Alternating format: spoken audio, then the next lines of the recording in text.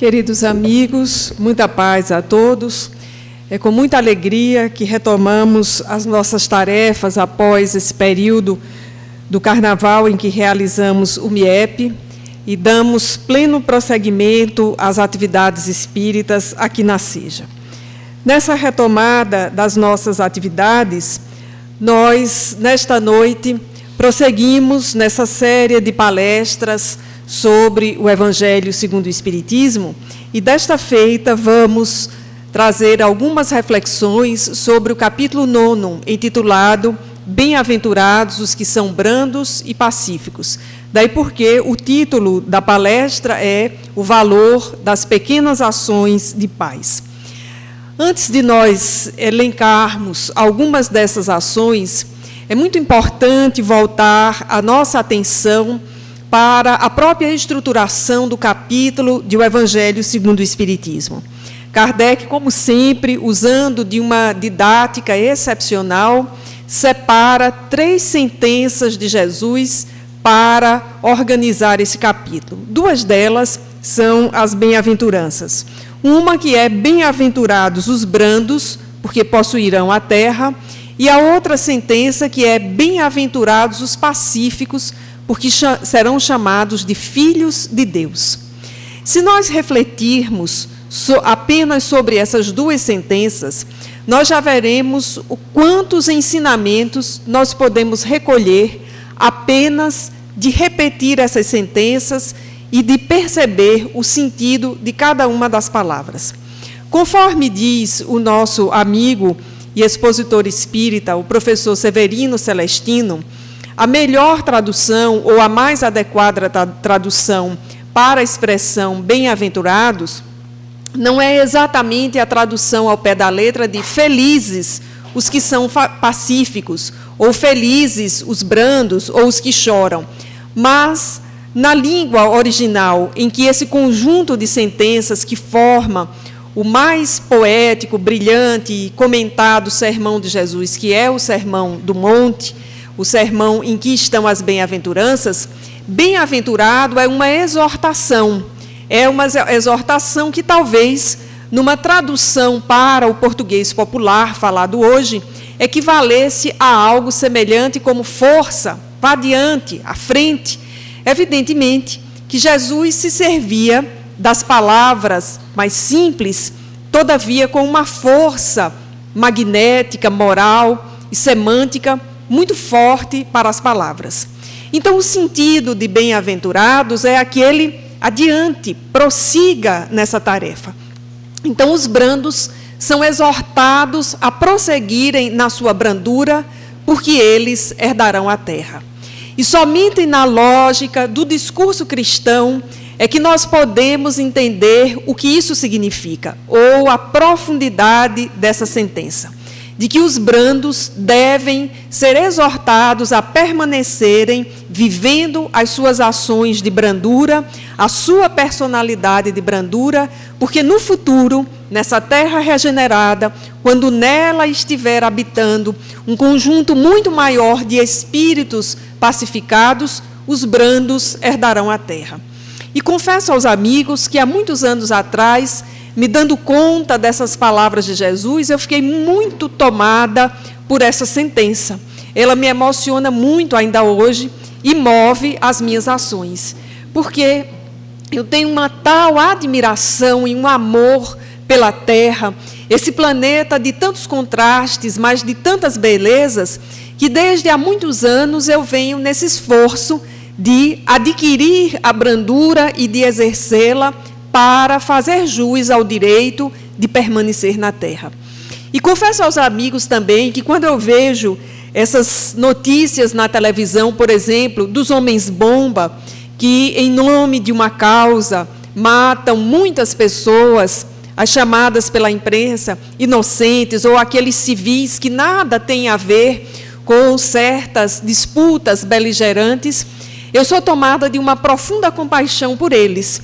Porque quem assim ainda pensa sobre a terra, que para demonstrar a sua causa, a sua militância, para fazer o seu grupo visível, é preciso matar, está se filiando àquela possibilidade de não poder estar na Terra quando este, de fato, for um mundo em que a maioria das pessoas que aqui esteja seja de espíritos que se movem pela brandura. A sentença de Jesus é muito clara e não exige de nós raciocínios mais profundos. Os brandos ou os mansos herdarão a terra, terão o direito de aqui permanecer. E mais profunda do que essa sentença e mais bela é a seguinte: os pacíficos serão chamados de filhos de Deus. Essa sentença, sim, tem ainda uma profundidade maior, porque os pacíficos, independentemente da cor da pele, do credo, do grupo social, são capazes de pacificarem grupos sociais. E essa sua ação é tão extraordinária que eles são chamados de filhos de Deus. É possível, por exemplo, que a sociedade como um todo não use essa expressão para ele se referir, mas a sociedade curva-se à presença de um pacificador. Os pacificadores sempre conseguiram alterar a face da humanidade. E se nós fizéssemos uma recapitulação de trás para frente, o último grande pacificador com o qual a nossa geração teve a oportunidade de conviver foi com Nelson Mandela.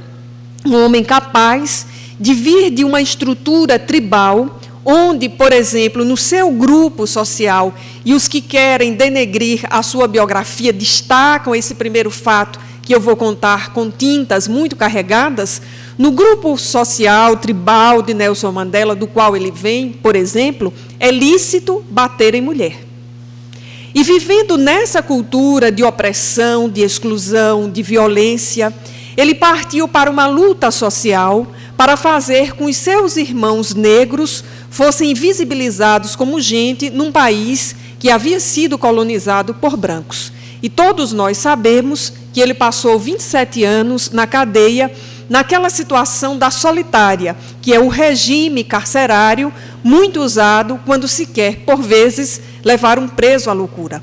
A nossa natureza humana ela é de tanta socialização que a grande maioria de nós não resiste à solidão, muito menos a uma prisão na solitária. O impressionante é que Nelson Mandela não apenas resistiu a isso, mas revisou conceitos a ponto de sair da prisão depois de 27 anos e buscar conciliar um país, pacificar um país em que, historicamente, a luta entre brancos e negros era de profunda separação, de grande violência, e construir o que nós conhecemos como apartheid para colocar frente a frente negros e brancos que haviam se ofendido mutuamente para ali conciliarem, consertarem o perdão. E isso ia, por exemplo, da posse de terras de brancos que se apossaram de terras de negros, a situações em que tanto negros quanto brancos haviam sido desrespeitosos uns para com os outros. E esse homem constrói a trajetória política e internacional que nós conhecemos, ao lado do seu grande companheiro de lutas pacifistas, o bispo Desmond Tutu, para chegar na velhice, e como dizem os estudos da psicologia, sendo um grande idoso, ou seja, alguém que passou da faixa dos 75 anos de idade, continua ativo e lúcido, para proferir diante de muitos jornalistas a frase: eu me aposentei da minha aposentadoria. E voltou a trabalhar plenamente, não no sentido de advogado ou de político de um país que ele havia sido, mas para criar o conselho chamado The Elders, composto por líderes mundiais de grande expressão social para articularem ações de paz no mundo inteiro. Então, um espírito como Nelson Mandela, como Mahatma Gandhi, que viveu essa experiência de pacificação ainda mais intensa, são espíritos que naturalmente recebem esse reconhecimento. São filhos de Deus, porque a pacificação de que eles são portadores, os seus sentimentos, não são, digamos, da ordem dos nossos, são transcendentais, são diferentes, porque são espíritos que vêm trabalhando essa condição há muito tempo. Quem teve a oportunidade, por exemplo, de conviver com outros pacificadores, digamos, numa escala relativamente menor, mas muito grande para determinados segmentos, como Dom Helder Câmara, em Recife, como o próprio Chico Xavier, 2 vezes indicados ao Prêmio Nobel da Paz pelas cartas que psicografou dos filhos desencarnados aos seus pais, sabem que esses espíritos possuem exatamente essa mobilização da pacificação, que é uma mobilização intensa e que não é uma mobilização pela guerra para fazer o outro calar, mas é uma mobilização para que o raciocínio, a lógica, o bem-estar, o bom senso prevaleçam em todas as circunstâncias. E nós outros, que estamos aprendendo com essas biografias, com certeza podemos trazer para o nosso cotidiano essas 2 sentenças das bem-aventuranças. Bem-aventurados os pacíficos, porque herdarão a terra. Aliás, bem-aventurados os brandos ou os mansos, porque herdarão a terra. E bem-aventurados os pacíficos, porque serão chamados filhos de Deus. Essas sentenças, elas são mais operacionalizáveis para nós. Porque quando nós comparamos, por exemplo, com bem-aventurados os aflitos, né, porque serão consolados, a aflição é quase sempre um grande limite para nós. Mas avançar nesse campo da brandura é algo já executável no nosso nível evolutivo.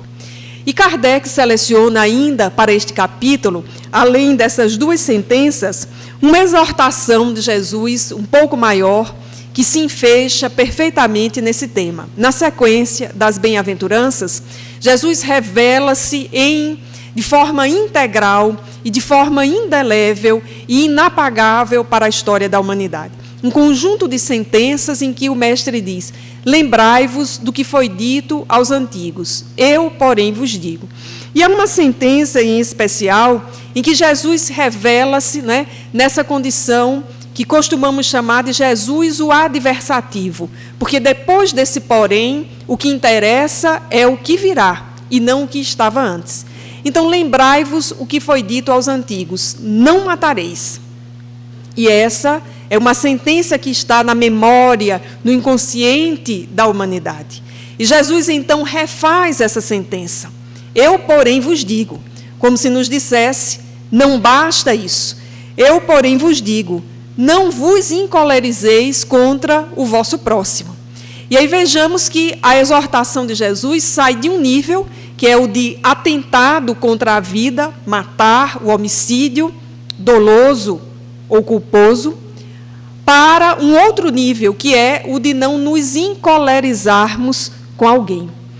E, diante dessa sentença, por vezes, nós nos pegamos pensando, como não nos encolerizar com fulano? E nos lembramos, por exemplo, de que talvez deverá ter sido, pensando numa situação dessas, que Pedro perguntou a Jesus: Senhor, até quantas vezes perdoar? Até 7 vezes. 7 é a resposta de Jesus. Pedro, evidentemente, no raciocínio inicial, queria um número muito maior do que esse de Jesus. Aliás, um número muito menor do que esse. E, de modo algum, queria o número na dimensão simbólica em que Jesus apresentou, ao infinito. Porque o ensinamento do mestre vai se entrar em coerência nesse ponto, não se encolerizar e perdoar quantas vezes forem necessários. E nessa ordem que Jesus nos traz, aquele que se encolerizar contra o seu irmão será condenado em julgamento. Evidentemente, Jesus não está nos falando de um julgamento em que haja um juiz implacável ou um promotor que apresente uma ação de interesse público contra a nossa cólera. Essas figuras desaparecerão, porque quanto mais nós aprofundarmos a nossa compreensão sobre a necessidade da brandura em nossas ações como constitutiva da nossa personalidade, sempre que nós nos encolerizarmos contra o nosso próximo, nós entraremos num processo profundo de julgamento. Por que é que eu perdi a paciência? Ou por que é que fulano faz com que eu perca a paciência? Ou por que é que eu deixo me levar pela impaciência, pelas exigências e pela pressa do outro? Por que é que eu deixo me levar?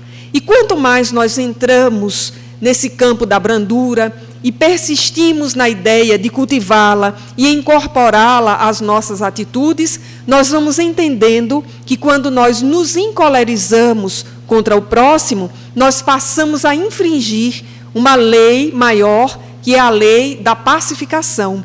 Porque quando nós estamos pacíficos e resistimos ao processo de cólera, nós estamos na imensa possibilidade da sintonia, de tomar a atitude com acerto. Mas quando nós nos encolerizamos, primeiro que além dos batimentos cardíacos, da pressão sanguínea, dessas condições que são orgânicas, nós perdemos também o juízo. Não raro, encolerizados, nós não enxergamos bem, nós não percebemos o outro, não percebemos quem está perto e por aí vai todo um processo que não raro termina muito mal para nós ou para o próximo. E lembrando aqui de Joana de Ângeles, no livro Vida Feliz, ela nos orienta numa ação, numa pequena ação em favor da paz, é que nós nunca tomemos decisões que possam causar prejuízos a nós ou a terceiros. Não no sentido materialista ou avarento da palavra.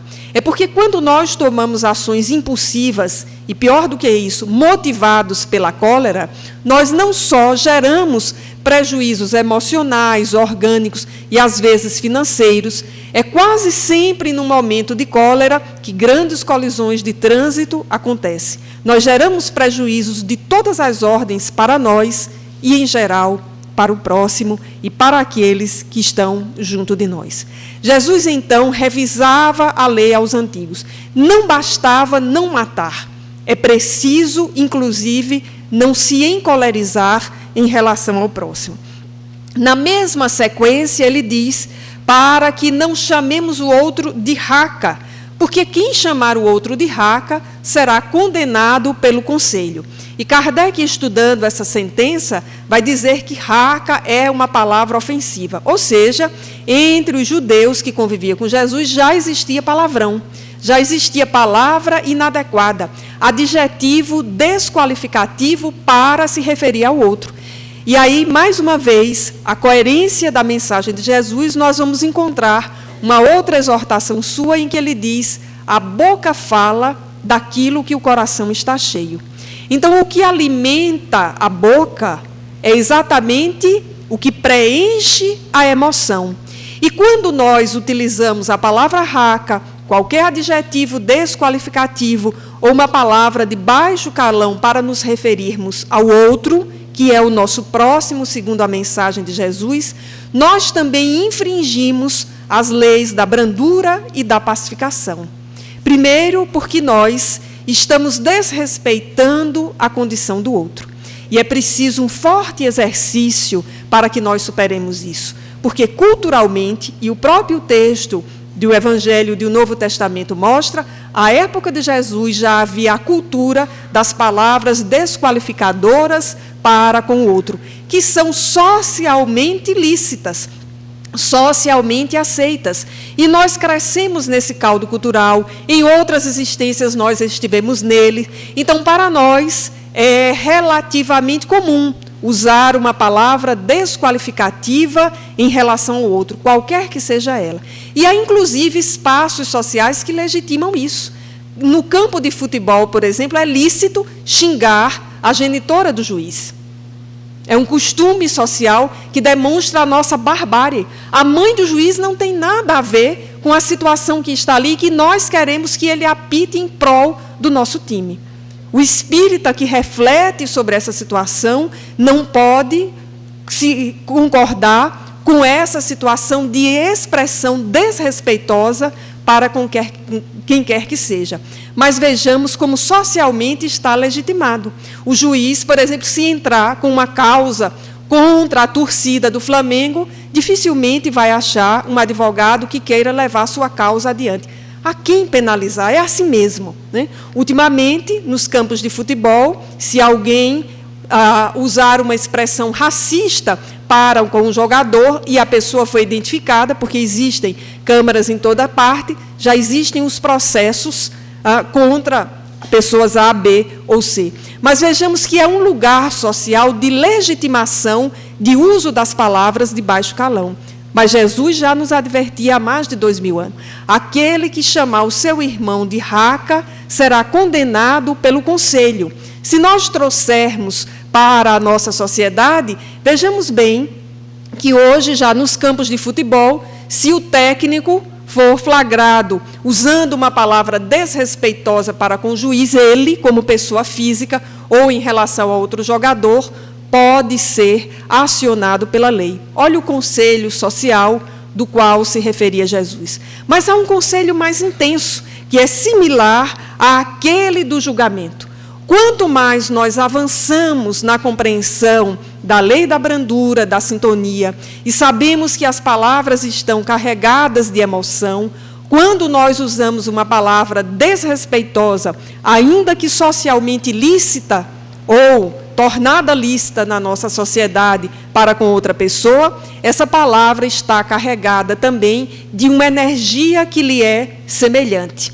E o outro vai ser afetado não apenas pela palavra, mas pela energia que é projetada por aquele que profere a palavra.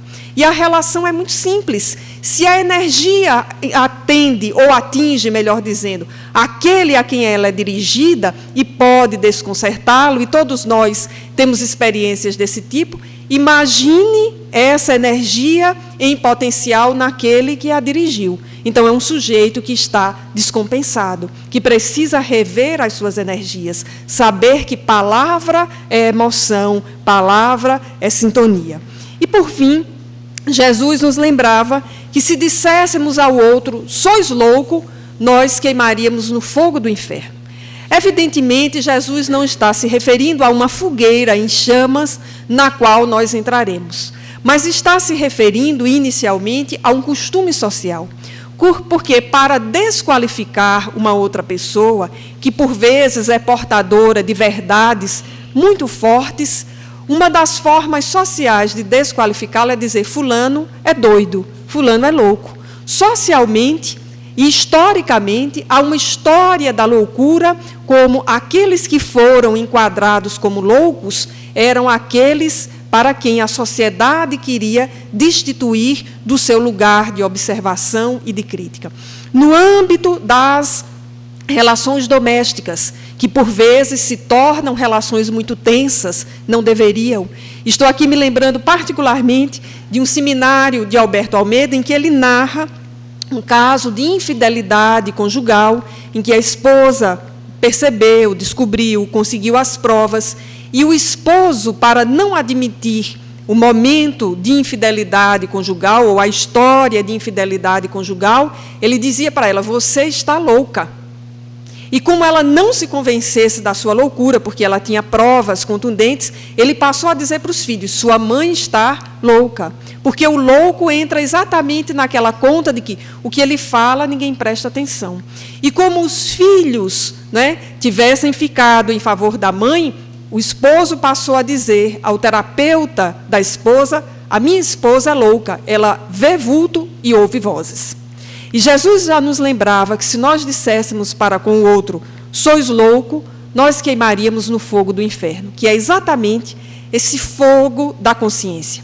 Imaginemos, nesse caso real que Alberto Almeida conta, a consciência desse marido, que para esconder a situação de infidelidade, a relação conjugal tensa, as dificuldades de lidar com o orgulho e com o egoísmo, construía um discurso de loucura para com a esposa. E, por vezes, esse discurso é do marido para a mulher, da mulher para o marido, dos filhos para os pais e vice-versa. Nós construímos esse discurso porque temos ainda muita dificuldade de nos encontrar com a verdade, de redimensionar orgulho e vaidade. E Jesus já nos lembrava que essas três atitudes, que são atitudes hoje características de crimes de injúria, calúnia e difamação, são atitudes que revelam quão nós estamos dissociados da nossa essência, porque a nossa essência é a de filhos de Deus. Nós somos criados simples e ignorantes, tendo como destino a perfeição, tal como diz a questão 115 do Livro dos Espíritos. E essas três ações que são ações beligerantes, dizer que o outro é louco, usar palavras desqualificativas para com o outro e se encolerizar com o outro, são ações que não nos levam à paz. Ao contrário, elas nos levam à situação de beligerância. E essas exortações de Jesus, elas são fundamentais para que nós entendamos que nenhum processo de pacificação deste mundo virá de fora para dentro, como nós sempre desejamos. Nós olhamos para os noticiários e não entendemos por que é que os sírios estão em guerra, por que é que os ucranianos estão em guerra, porque não houve a possibilidade de se construir um governo de coalizão no Egito.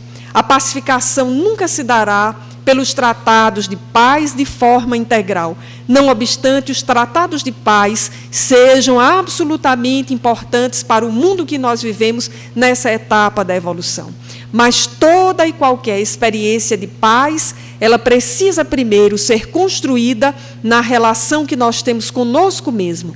Nós precisamos nos pacificar, no sentido de entender quais são as nossas habilidades, as nossas pequenas virtudes, quais são as nossas imperfeições. O processo de autoconhecimento, aqui Joana de Ângeles nos chama a atenção, de reforma íntima, como se diz na obra de Emmanuel, ou de transformação moral, como no Evangelho segundo o Espiritismo. É empreender esse processo de transformação moral, buscarmos nos filiar às atitudes de paz. E nós começamos a nos filiar a atitudes de paz, por exemplo, quando nós passamos a nos reeducar para não usar nenhuma palavra desqualificativa, ainda que socialmente legitimada, em relação ao nosso próximo.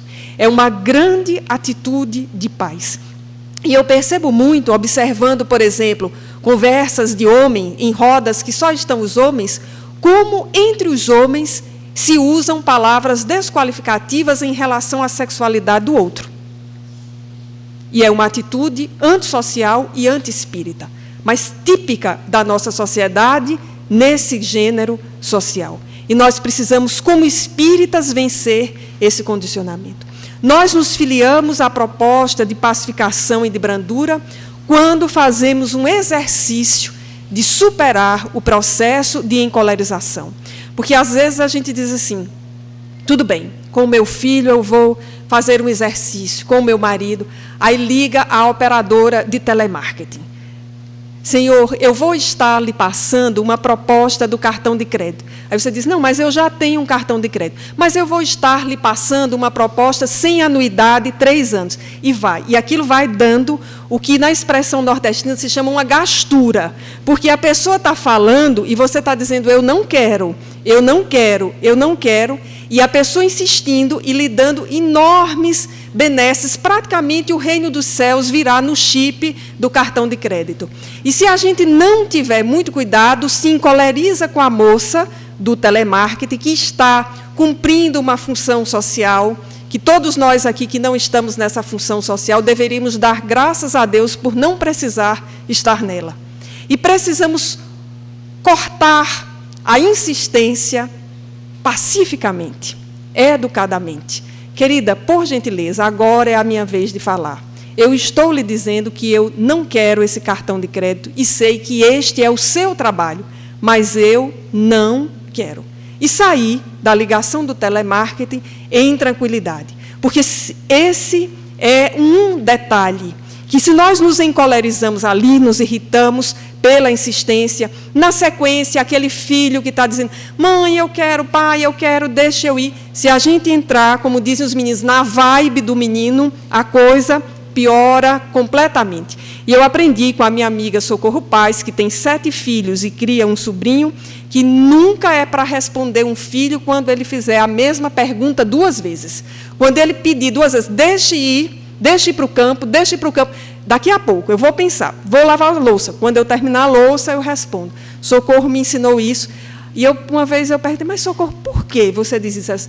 Para eu não me irritar. E ela tem 7, na verdade 8, né? Então ela sabe o que está dizendo. Porque se a gente sai do telefonema do telemarketing, e o menino pede para ir para o campo, para ir para o cinema, para comprar aquilo outro, aí já vai se encolerizando. Chega no trabalho e tem aquele chefe, ou aqueles colegas de trabalho, E outro dia eu fui testemunha de uma grande ação de paz no meu espaço de trabalho. Uma pessoa que tem essa possibilidade no momento de estabelecer a marcha do serviço, a ordem, encontrou com uma colega muito cedo da manhã e já despejou na colega um pote de exigências, de reclamações.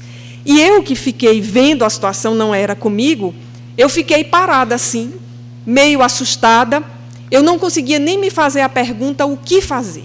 E a colega, que estava recebendo aquelas exigências amargas colocadas por uma pessoa, teve a atitude heróica e nobre de abraçá-la.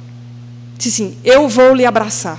E abraçou mesmo, eu vi a cena, e depois que abraçou, disse assim, depois a gente conversa. E saiu. E a outra ficou completamente desconcertada. E eu fui testemunha da cena, e eu não sabia o que fazia, ou fizesse. Se eu ia cumprimentar a minha colega que havia abraçado e eu havia ficado emocionada, ou se eu acudia a outra, ou se eu ia para a minha sala. Aí eu resolvi ir para a minha sala, cheguei lá em cima, abri o Vida Feliz, li e me consertei. E essa ação, ela me manteve assim, quase que em suspense durante 2 dias, porque eu lembrava da cena e lembrava da coragem do abraço da minha colega, que teve, como a gente diz, a sacada, a iniciativa de não se encolerizar, porque era uma situação para qualquer um se encolerizar. Não é espírita, não é católica, não é evangélica. Às vezes, conversando comigo, ela diz, eu sou à toa na vida. E teve uma atitude cristã, depois eu disse para ela, das mais nobres que eu pude ver na minha vida. Alguém que está sintonizado nesse processo, que não é apenas um discurso, é um processo, uma vivência de pacificação. Então, Jesus nos alertava exatamente para que nós saíssemos daquela categoria que atentar contra o próximo é somente matá-lo fisicamente. Nós atentamos contra o próximo sem nenhuma arma branca ou de fogo, quando nós deixamos que o combustível das nossas emoções possa vazar pelo nosso aparelho articulatório e pela nossa boca. Por isso, recomendava Jesus não nos encolerizarmos, não usarmos adjetivos desqualificativos e não dizermos que o outro é louco. E Kardec examina esses 3 temas e passa, então, na organização desse capítulo para as instruções dos Espíritos. E é nesse capítulo que há um dos textos do Evangelho segundo o Espiritismo, que é, talvez, o texto da minha predileção. Enquanto capítulo, eu gosto muito mais do capítulo Sede Perfeitos. Agora, enquanto textos, eu sempre fico na dúvida se o mais bonito é o dos infortúnios ocultos, que é uma crônica escrita por Kardec, ou se é o texto sobre a afabilidade e a doçura, uma dissertação escrita pelo Espírito Lázaro. E esse texto da afabilidade e a doçura, na verdade, é um tratado sobre a essência e a aparência, escrito há 150 anos. E o Espírito, quando escreveu, certamente, olhos postos na sociedade imediata, mas no futuro da humanidade, nos faz observações que são absolutamente importantes e pertinentes até hoje. E vai dizer inicialmente que a benevolência para com os semelhantes, ela é fruto do amor ao próximo, que produz a afabilidade e a doçura. Cada vez que eu releio esse período inicial do primeiro parágrafo desse texto, a afabilidade e a doçura, eu fico pensando nas múltiplas informações que tem aí. Ninguém gera em si afabilidade e doçura para com os outros se não estiver gestando um forte sentimento de amor ao próximo. É preciso começar a gestar esse sentimento, que para nós é desafiador, porque a atual sociedade nos estimula a viver em guetos, em clãs, e o outro é sempre um inimigo. E os exemplos chegam ao máximo, de alguém estar no ponto do ônibus e o outro perguntar, você é São Paulino ou é santista? Eu sou santista. Pois então você está morto, e matar. Isso é o máximo, né? Isso é o extremo de uma sociedade que não aprendeu a gestar o amor ao próximo.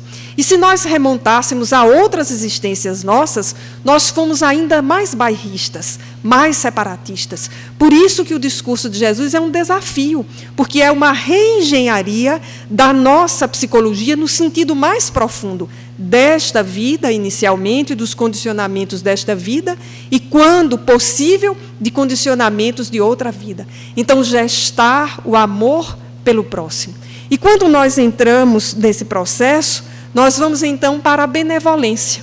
E a benevolência é uma categoria abstrata para nós. E o Espírito vai dizer que a benevolência se manifesta nessa ação prática da afabilidade e da doçura, que se revela, por exemplo, na nossa sociedade. Nós vamos aprendendo desde criança as tais palavrinhas mágicas. Por favor, bom dia, com licença, perguntar ao outro como vai, né? Há muita gente, por exemplo, que sequer sabe iniciar uma conversa telefônica. Liga para o outro, né? Quem está falando, o outro diz, eu é que quero saber quem ligou.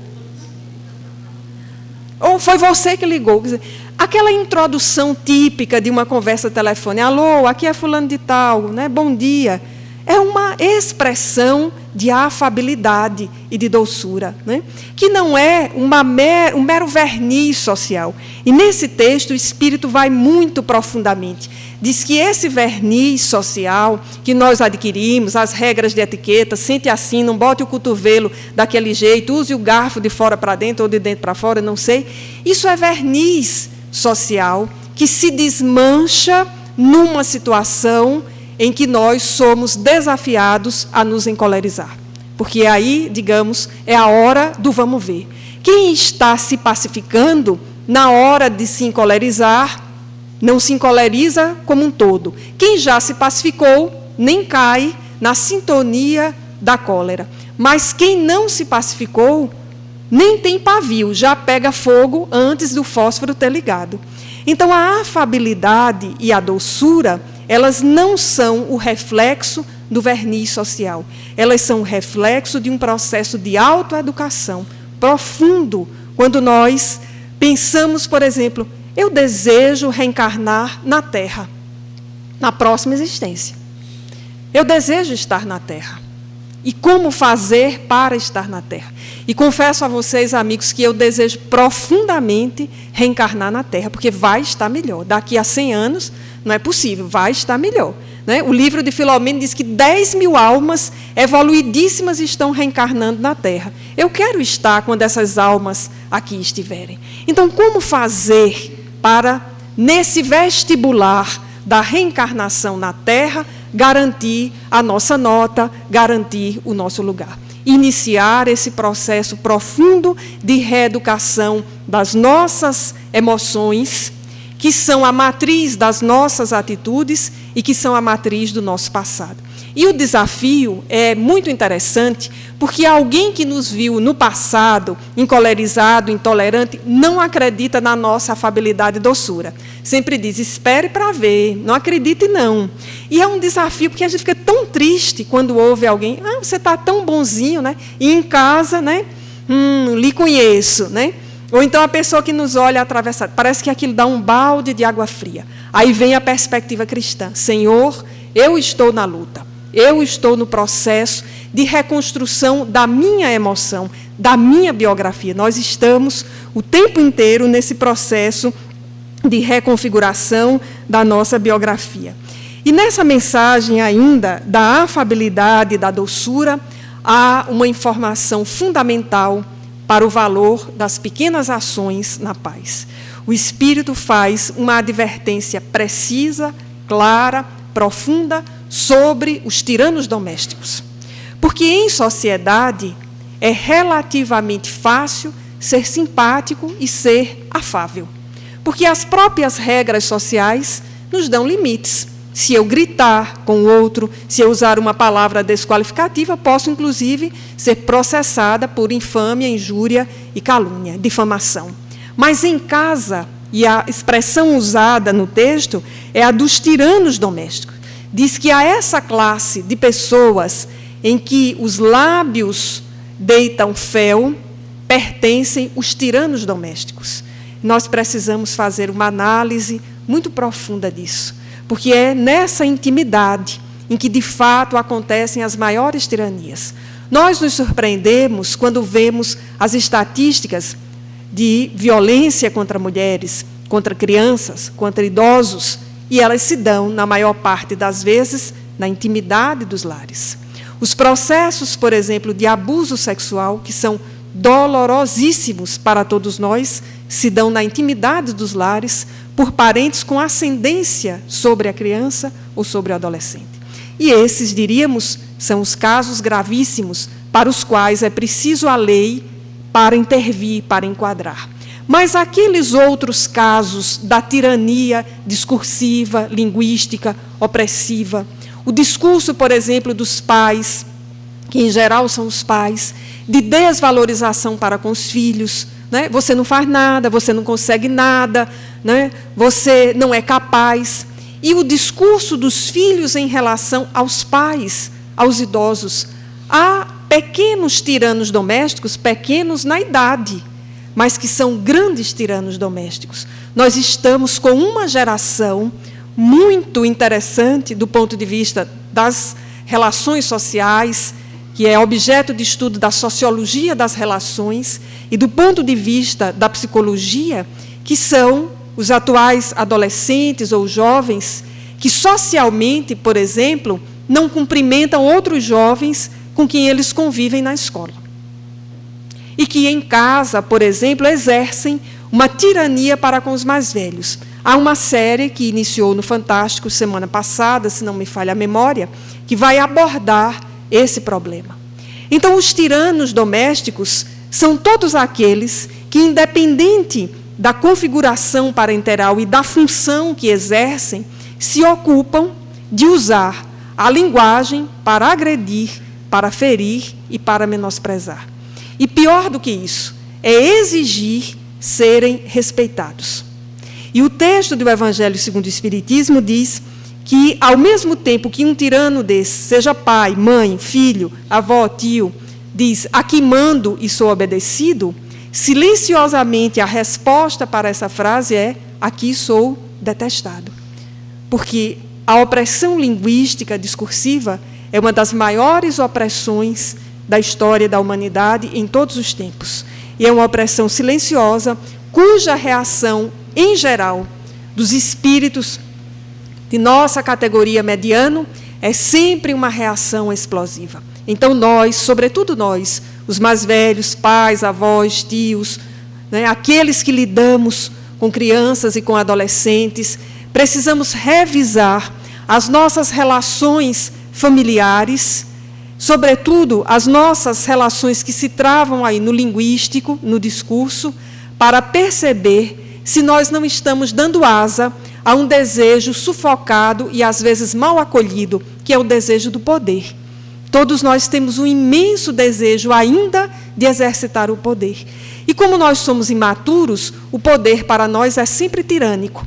É sempre aquele sentido de eu mando e tenho que ser obedecido. Os grandes líderes da humanidade nem precisaram mandar. Eles são capazes de convencer.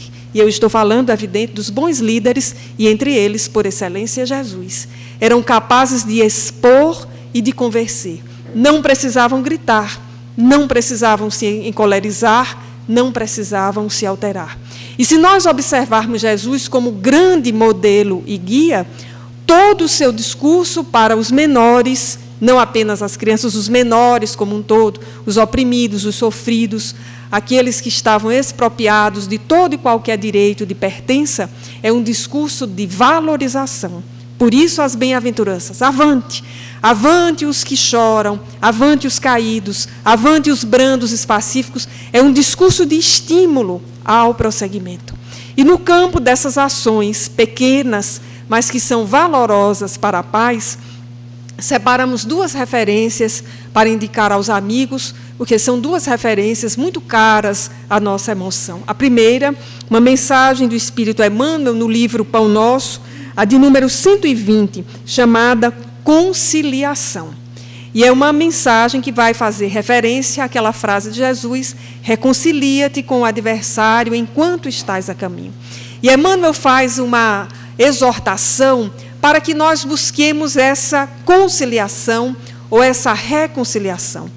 E ele chega ao caso prático, que é comum para todos nós, é que o outro não aceita a conciliação, não quer recompor a situação.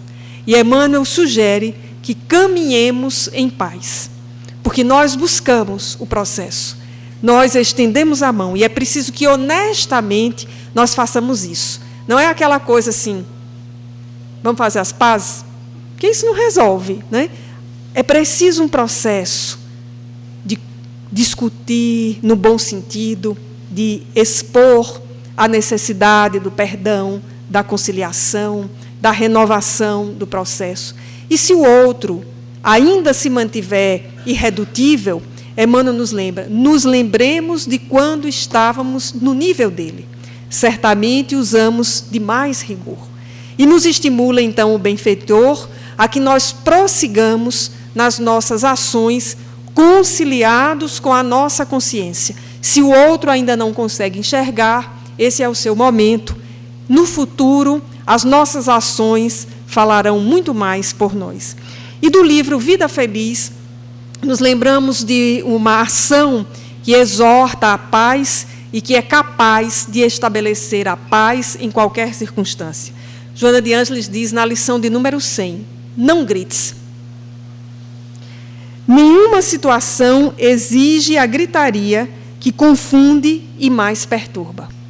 E nós podemos aqui nos lembrar de todas as situações, domésticas e públicas, em que o grito se impôs e nos lembrarmos imediatamente de que a perturbação também se estabeleceu. Na sequência, diz a benfeitora, se falares em tom adequado, os barulhentos silenciarão para ouvir-te. Ganha uma discussão quem não entra, evidentemente, no mesmo nível de competição da capacidade vocal dos demais. Manter o tom é suficiente para chamar a atenção para as nossas posições. Diz Joana, se desejares competir com aqueles em altura de voz, ficarás rouco e não serás escutado. A voz caracteriza o comportamento e a emoção das pessoas. Não nos referimos às técnicas de prosódia, que têm a sua finalidade, porém, a tonalidade natural, audível, sem agressividade. Já te escutaste num gravador, especialmente quando desequilibrado? É uma pergunta. E a resposta dela, faze a experiência.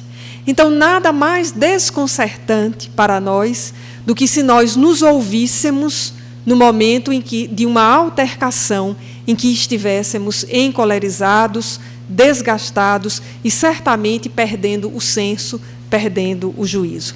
Nesse sentido, as recomendações de Jesus são terapêuticas para todos nós. Não nos encolerizarmos, não chamarmos o outro de raca, não dizermos que ele é louco, porque assim nós entraremos nesse processo de reeducação para a paz, para a pacificação, nos inscrevendo no direito de pertencermos à terra quando ela for um mundo feliz. Deixamos, então, a todos a sugestão para que em casa leiam e meditem sobre esse capítulo 9 do Evangelho, que, além da afabilidade e a doçura, tem as seguintes sugestões de paz.